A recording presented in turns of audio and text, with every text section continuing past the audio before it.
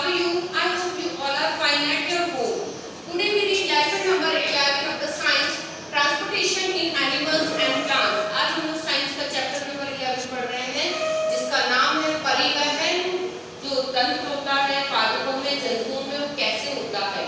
परिवहन का मतलब है कि जो आप क्या करते हैं, बस से अगर आपको जाना होता है कहीं तो उसे परिवहन के साधन ही कहते हैं ना, तो एक जगह से दूसरी जगह जाना। तो वैसे हमारी बॉडी में कैसे ट्रांसपोर्टेशन होता है, कैसे पादपों में और एनिमल्स में कैसे उनकी बॉडी में कैसे परिवहन पाया जाता है, वो आज हम लोग पढ़ेंगे यहाँ पर।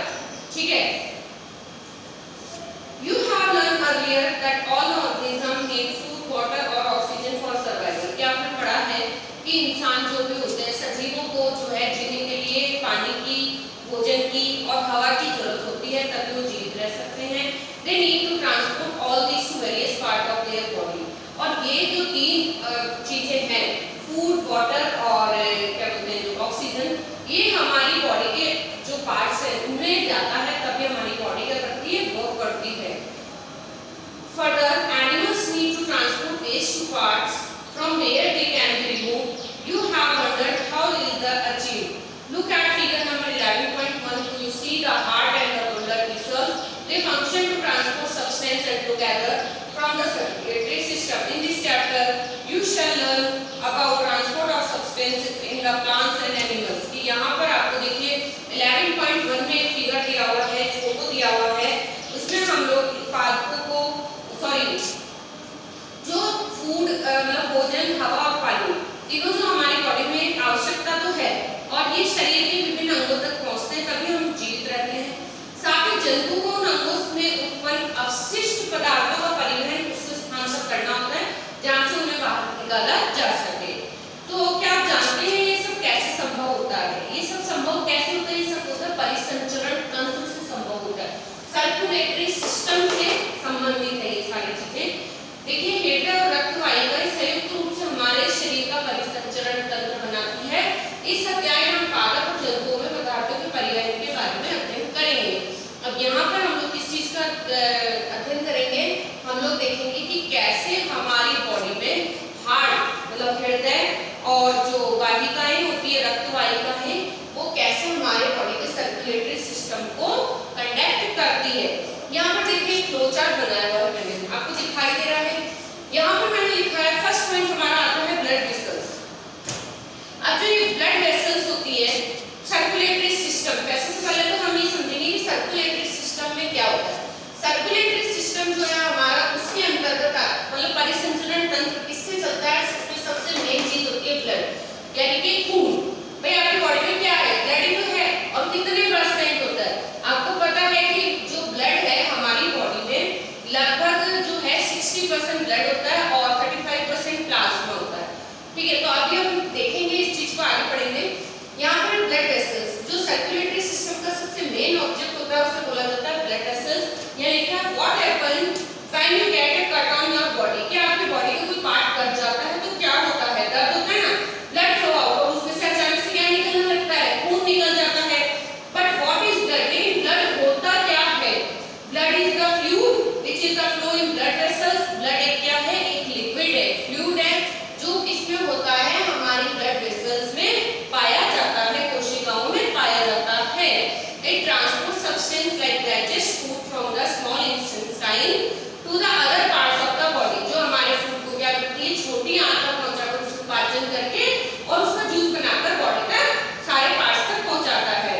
It carry oxygen from the lungs and to the cells of the body. और उसके अलावा ये क्या करता है? हमारी बॉडी में ऑक्सीजन को जो है फैलाता है। It also transport waste for removal from the body. इसके अलावा जो हमारी बॉडी के वेस्टेज जो ऑब्जेक्ट्स होते हैं उनको रिमूव करता है। How does the blood carry various substances? कि जो ब्लड होता है वो हमारी बॉडी में कैसे सर्कुलेट होता है, कैसे वो उसका परिसंचरण होता है। Blood is a liquid which has cells of various kind of substances in it. कि ब्लड जो होता है एक लिक्विड तरल पदार्थ है जिससे क्या होता है हमारी बॉडी के अंदर वो बहता है। And the fluid part of the blood is called plasma. अब देखिए यहाँ पर जो ब्लड वेसल्स में होता है, सबसे पहले क्या होता है? रेड कलर का आपको पता है ब्लड होता है।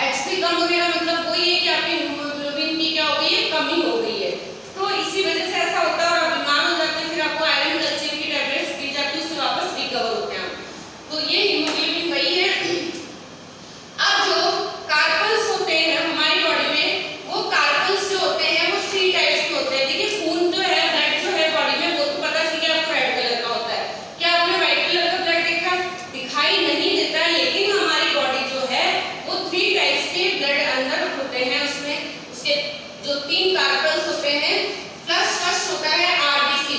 आरबीसी का मतलब है red blood cells. Red blood cells में जो है हीमोग्लोबिन वाली बात आती है, जिससे क्या बनते हैं, रेड कोशिकाएं बनती है। रेड कोशिकाएं आप देखिए अपनी बॉडी में, जब हम हाथ को टाइट मुट्ठी बंद करते हैं, है ना, तो आपको दिखाई देती है कुछ जालनुमा रेड रेड कलर की, वो जो ब्लड सेल्स होते हैं वो रेड ब्लड सेल्स होते हैं। और ये क्या कर, इसका क्या काम है रेड ब्लड सेल्स का, ये ऑक्सीजन को हमारी बॉडी के ऑल पार्ट तक पहुंचाता है। सबसे मेन वर्क अगर पूछने में what is the work of RBC, तो क्या आंसर होगा, it carries oxygen to all parts of our body. ये हमारी बॉडी के ऑल पार्ट्स तक ऑक्सीजन को कैरी करता है। देन नेक्स्ट आता है डब्ल्यूबीसी, मतलब white blood cells. White blood cells में बच्चों होता है कि ये हमारी बॉडी को जो है जर्म से प्रोटेक्ट करता है। ये आपको दिखाई नहीं देते हैं, लेकिन ये जब होते हैं, ये सबसे अच्छे रोग प्रतिरोधक जो खून होता है उसके लिए फाइटिंग करते हैं अगेंस्ट टू जर्म्स। तो यहाँ पर पूछ सकते हैं आपके what is the work of RBC, sorry WBC का क्या हो जाएगा, it has fight against germs. अब नेक्स्ट आते हैं प्लेटलेट्स। प्लेटलेट्स में होता है कि ये जो है ब्लड का थक्का जमा देते हैं, ब्लड क्लॉटिंग हो जाती है। ब्लड क्लॉटिंग का मतलब है जब आप गिर जाते हैं तो आपकी बॉडी में नीले नीले से चकत्ते हो जाते हैं, गिर जाते हैं, मतलब खून का थक्का जम जाता है। तो ये कौन सा, ये इसका एग्जांपल है कि ब्लड में क्लॉटिंग हो जाती है, थक्के जम जाते हैं, तो इसके एग्जांपल है, प्लेटलेट्स का एग्जांपल है। नेक्स्ट आता है हमारा बॉडी वेसल्स। बॉडी वेसल्स का सेकंड पार्ट हम पढ़ रहे हैं, there are different kind of the blood vessels. कई तरह की हमारी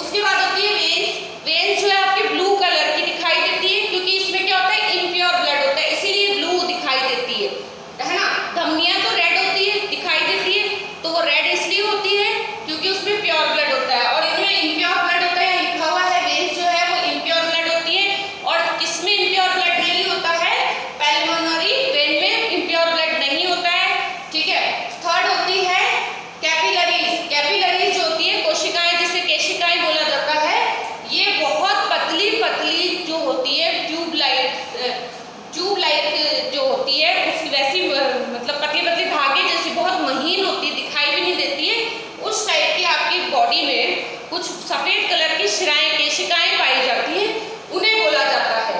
तो यहाँ तक इस फ्लो चार्ट को आप लोग ड्रॉ कीजिए एक बार, फिर इस चीज से आप लोगों को सब कुछ समझ में आ जाएगा, इसलिए फ्लो चार्ट आपको दिखाया है। ठीक है, अब हम लोग जो है यहाँ पर देखिए एक एक्टिविटी करेंगे। अपने जो हाथ है उसमें यहाँ से आप लोग यहाँ पर अपनी हाथ रख लीजिए, दूसरा हाथ। उसके बाद में नर्व्स देखिए, नर्व्स देखेंगे तो आप इसको काउंट करने की कोशिश कीजिए कि ये जो है कितनी देर तक आपके यहाँ पर दबाव पड़ा, दबाव पड़ने के बाद में कितनी देर तक आपकी नर्व्स ने मूवमेंट किया। तो यहाँ पर आपने क्या देखा कि जो ये मूवमेंट करता है, जो आपकी नाड़ी जो चलती है, इसे हिंदी में बोला जाता है स्पंदन दर। स्पंदन दर को हिंदी में तो बोलते हैं स्पंदन दर, और इंग्लिश में बोला जाता है पल्स रेट।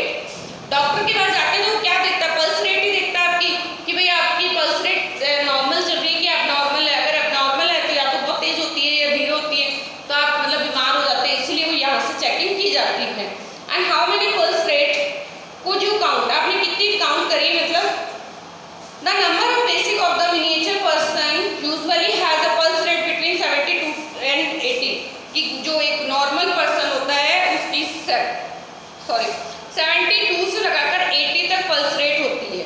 ठीक है, मतलब आपकी जो ये नाड़ी होती है लगभग 72 से 80 बार धड़कती है। And find other places in your body where you can feel the pulse, body के जो और पार्ट्स होते हैं वहाँ पर आप पल्स को फील कर सकते हैं क्या। अब हम लोग जो है यहाँ पर देखते हैं, veins are the vessels which carry carbon dioxide and rich blood from all parts of the body back to the heart. जो ये वेन्स होती है, ये क्या करती है, कार्बन डाइऑक्साइड जो होता है वो rich blood from all parts of the body to, मतलब हार्ट से इसको वापस भेज दिया जाता है। The veins have thin walls, जो वेन्स होती है वो एक दीवार बनाती है। There are vessels present in veins which allow blood to flow only towards the heart. तो यहाँ पर मैं देखती हूँ कि जो इनके, मैंने पहले आपको कैपिलरीज के बारे में बता दिया था कि बहुत पतली होती है और वो जो है गंदा खून जो होता है वापस भेज देती है हार्ट से, वो यही वर्क करती है, कैपिलरीज ही करती है। तो इन चीज़ों को मैंने यहाँ पर आपको डिफाइन कर दिया है। अब जो नेक्स्ट वीडियो में हम लोग हार्ट के बारे में पढ़ेंगे। और keep your learning, stay home, stay safe, thank you. जितना आपको बताया उसको अच्छे से डायग्राम किए। हाँ, एक बार देख लीजिए, ये फ्लो चार्ट आप कॉपी में जरूर बनाएंगे, ठीक है। ये बच्चों, thank you, stay home, stay safe. 15 minutes 19 seconds।